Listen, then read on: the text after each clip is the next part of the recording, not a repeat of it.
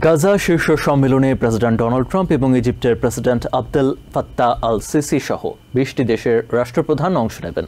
শনিবার এক বিবৃতিতে ইজিপ্টের প্রেসিডেন্ট কার্যালয় জানিয়েছে, সোমবার শার্ম আল শেখের ওই সম্মেলনে জাতিসংঘ মহাসচিব অ্যান্টনিও গুটেরেস ছাড়াও ব্রিটেনের প্রধানমন্ত্রী কিয়ার স্টারমার, ফ্রান্সের প্রেসিডেন্ট ইমানুয়েল ম্যাক্রো, ইটালির প্রধানমন্ত্রী জর্জিয়া মেলোনি এবং স্পেনের প্রধানমন্ত্রী পেড্রো সানচেজ যোগ দিচ্ছেন। এদিকে ইউক্রেনের প্রেসিডেন্ট ভলোদিমির জেলেনস্কি গাজায় যুদ্ধবিরতিকে ট্রাম্পের অসাধারণ অর্জন বলে উল্লেখ করেছেন।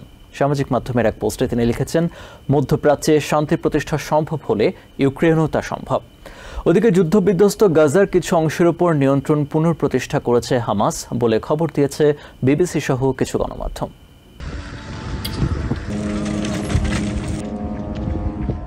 আসছে সোমবার গাজা শীর্ষ সম্মেলনের জন্য প্রস্তুত হচ্ছে ইজিপ্টের শার্ম আল শেখ। শনিবার এক বিবৃতিতে ইজিপ্টের প্রেসিডেন্টের কার্যালয় জানিয়েছে, প্রেসিডেন্ট ডোনাল্ড ট্রাম্প ও ইজিপ্টের president Abdel Fattah al Sisi সহ 20টির বেশি দেশের রাষ্ট্রপ্রধান অংশ নেবেন এতে। সম্মেলনে জাতিসংঘ মহাসচিব অ্যান্টনিও গুটেরেস ছাড়াও ব্রিটেনের প্রধানমন্ত্রী কিয়ার স্টারমার, ফ্রান্সের প্রেসিডেন্ট ইমানুয়েল ম্যাক্রো, ইতালির প্রধানমন্ত্রী জর্জিয়া মেলোনি ও স্পেনের প্রধানমন্ত্রী পেড্রো সানচেজ যোগ দিচ্ছেন বলে নিশ্চিত করা হয়েছে। বিবৃতিতে আরও বলা হয়, বিশ্ব নেতারা ট্রাম্পের শান্তি প্রস্তাবের আলোকে ওই অঞ্চলে দীর্ঘস্থায়ী স্থিতিশীলতার পক্ষে কথা বলবেন। এদিকে ইউক্রেনের প্রেসিডেন্ট ভলোদিমির জেলেনস্কি গাজায় যুদ্ধবিরতি প্রতিষ্ঠায় ট্রাম্পকে ধন্যবাদ জানিয়েছেন। শনিবার ফেসবুকের এক পোস্টে তিনি লিখেছেন, আমেরিকার প্রেসিডেন্টকে টেলিফোনে শুভেচ্ছা জানিয়েছেন তিনি। সেই সাথে উল্লেখ করেছেন, মধ্যপ্রাচ্যে শান্তি প্রতিষ্ঠা সম্ভব হলে ইউক্রেনেও তা সম্ভব। এই জন্য কাজ করতে ট্রাম্পকে অনুরোধ করেছেন তিনি। ওদিকে যুদ্ধ বিধ্বস্ত গাজার কিছু অংশের উপর নিয়ন্ত্রণ পুনঃপ্রতিষ্ঠা করেছে হামাস। এরই মধ্যে 7,000 যোদ্ধাকে ডেকে পাঠিয়েছে সশস্ত্র সংগঠনটি। স্থানীয় বিভিন্ন সূত্রের বরাতে বিবিসি সহ বেশ কিছু গণমাধ্যম এমন খবর দিয়েছে।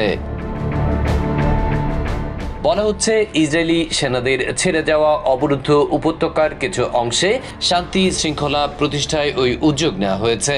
এদিকে বিধ্বস্ত জনপদটিতে 200,000-এর বেশি বাসিন্দা ফিরেছেন বলে জানিয়েছে জাতিসংঘ এবং তাদের জন্য শত শত ট্রাক সীমান্তে লাইন দিয়ে অপেক্ষা করছে ত্রাণ সরবরাহের জন্য। অন্যদিকে ইসরায়েলের প্রধানমন্ত্রী বেঞ্জামিন নেতানিয়াহুকে চাপে ফেলে যুদ্ধবিরতি কার্যকর করানোয় ডোনাল্ড ট্রাম্পকে কৃতজ্ঞতা জানিয়েছেন হামাসের মুখপাত্র ডক্টর বাসেম নাইম। স্কাই নিউজের সাথে এক সাক্ষাৎকারে নাইম বলেন, বেঞ্জামিনকে বিশ্বাস না করলেও ট্রাম্পের উপর আস্থা রাখতে চান তারা।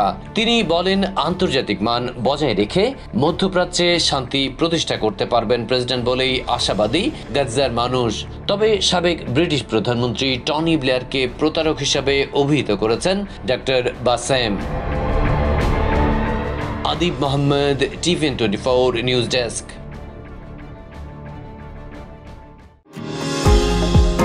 নিউ ইয়র্ক থেকে সম্প্রচারিত টিভিএন 24 টেলিভিশন বিশ্বজুড়ে বাঙালির কণ্ঠস্বর।